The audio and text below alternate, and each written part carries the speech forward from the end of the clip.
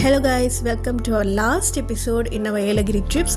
So இன்றைக்கி தான் வந்துட்டு லாஸ்ட் டே ஏலகிரியில் நாங்கள் ஸ்பெண்ட் பண்ணுறது. ஸோ பார்த்திங்கன்னா எங்கள் ரெசார்ட்டுக்கு பக்கத்துலேயே வந்துட்டு பறவைகள் சரணாலயம்னு ஒரு ஸ்பாட் இருந்தது. சரி, நம்ம அங்கேயும் விசிட் பண்ணிவிட்டு டச் பண்ணிட்டு போயிடலான்னு உள்ளர வந்துட்டோம்.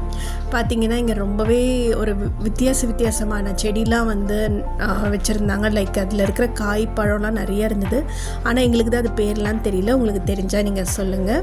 ஸோ பார்த்திங்கன்னா ரொம்பவே அழகாக இருந்தது.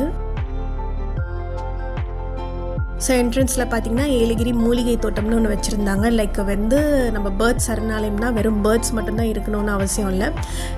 நிறைய ஸ்பாட் இருந்தது. பார்த்திங்கன்னா இங்கே அழகாக மீன்கள்லாம் ரொம்பவே க்யூட்டாக இருந்தது. ஸோ அதெல்லாம் பார்த்து நாங்கள் ரசிச்சிட்டு இருந்தோம். அண்ட் அகெயின் நான் சொன்ன மாதிரி இது வந்துட்டு லைக் டேட்ஸ் காய் மாதிரி இருக்குது. எங்களுக்கு எக்ஸாக்டாக தெரியல. ஈச்சம்பழமாக என்னமோன்னு சொல்லுவாங்க அதுக்கு பேர். ஸோ இதுதான் வந்துட்டு அந்த மூலிகை தோட்டத்துள்ளர.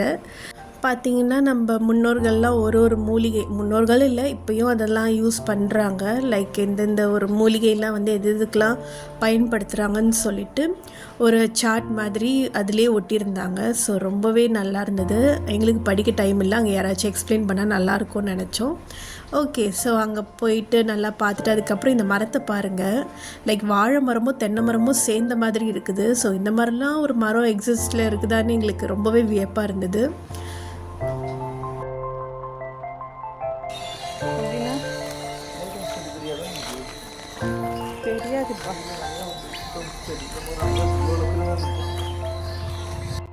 தென் நான் முன்னே சொன்ன மாதிரி தான் லைக் பறவைகள் சரணாலயம்னா வெறும் பறவைகள் மட்டும் வச்சுருப்பாங்கன்னு அர்த்தம் கிடையாது. இங்கே வகையான விலங்கு அப்புறமா பேர்ட்ஸ் நிறைய வச்சுருந்தாங்க.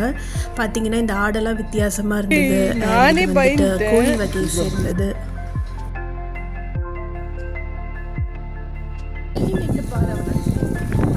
என் பையன் இதெல்லாம் பார்த்து ரொம்பவே என்ஜாய் பண்ணான். பாருங்கள் எவ்வளோ அழகாக இருக்குது. இதெல்லாம் நம்ம ஊர் கோழி கிடையாது, வேறு ஊர்லேருந்து எடுத்துகிட்டு வந்து நம்மளுக்கு இங்கே ஷோ அப் பண்ணியிருக்கிறாங்க. ஸோ இதெல்லாம் வந்துட்டு சைனாவில் கிடைக்கிற ஒரு கோழியாக. பாருங்கள் எவ்வளோ அழகாக இருக்குது, புளிங்கோ கோழி மாதிரி.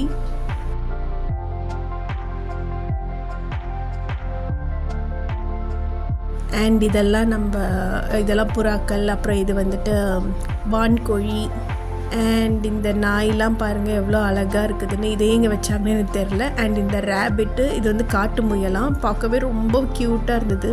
இப்போ உங்களுக்கு பாருங்கள், நாங்கள் நெருப்பு கோழி காட்ட போகிறோம். எனக்கு என்னமோ இந்த நெருப்பு கோழியை பார்த்தோன்னே அள்ளு விட்டுருச்சுங்கன்னு எனக்கு அவ்வளோ பயமாக இருந்தது. நான் சில படத்துலலாம் பார்த்துருக்கேன். லைக் அது வந்துட்டு அதோட கழுத்தை நம்மளுக்கு எக்கி நம்மளை வந்து கொத்த வரும். சம்டைம்ஸ் அதை விட்டு கூட அது தாண்டிடும். அதனால நான் கொஞ்சம் பயத்திலே இருந்தேன். பார்த்தா அங்கே இருக்கிற ஒரு அண்ணா வந்து அதெல்லாம் பயப்படாதீங்கம்மா, வாங்க, அதெல்லாம் ஒன்றும் பண்ணாது, அது குழந்த மாதிரின்னு சொல்லிட்டு இருந்தாங்க. அப்பா இல்லைப்பா, நம்ம வேறு வழியாக போயிடலான்னா, இல்லை இது ஒரு வழி தான் இருக்குது, நீங்கள் இது வழியாக போய் தான் பேர்ட்ஸ் பார்க்க முடியும்னு. ஐயோ வேறு வழி இல்லையான்னு சொல்லிட்டு நானும் பயந்துக்கிட்டே இதை க்ராஸ் பண்ண. பாருங்கள் எப்படி முறைச்சி பார்க்குதுன்னு.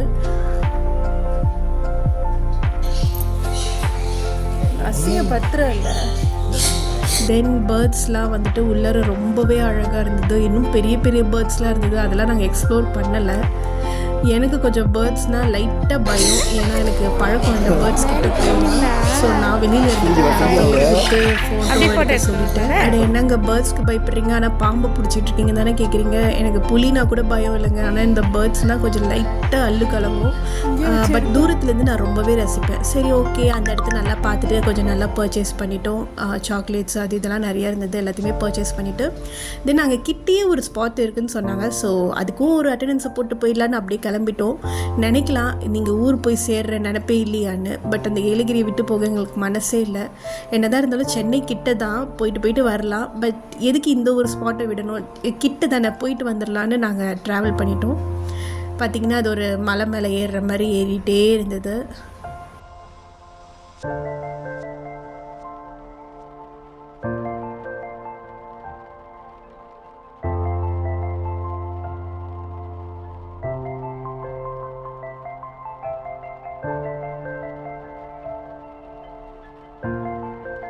போல்.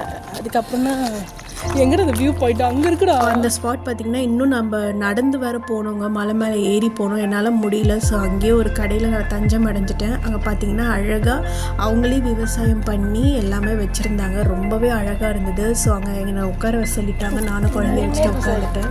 அருமையாக இருக்கும். எப்பயாரும் வந்தால் கூட வரும் பாருங்க பலாஸ் வடிக்க. இன்னொரு வாட்டி போயிட்டு வந்தோம்.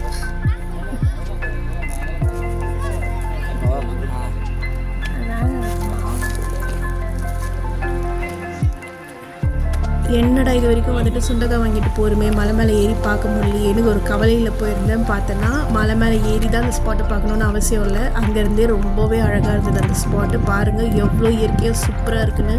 சார் முன்னாடி போயிட்டுருக்காருல்ல, அவர் தான் என்னோடய ஹஸ்பண்டு. ஸோ அங்கே இருக்கிற ஒரு தம்பி தான் நான் பலாப்பழம் தூக்கிட்டு வரேன், நான் கூட ஹெல்ப் பண்ணுறதுக்கு. ஸோ அப்படியே நாங்கள் இந்த ஏலகிரியை பார்த்துட்டு ஒரு சென்டிமெண்ட்டாக டாட்டா பை பாய் சொல்லிவிட்டு தென் சென்னைக்கு கிளம்பிட்டோம். மீண்டும் நெக்ஸ்ட் வீடியோவில் ஒரு இன்ட்ரெஸ்டிங் ஸ்பாட்டோட உங்களை நான் சந்திக்கிறேன். Until then take care, bye bye.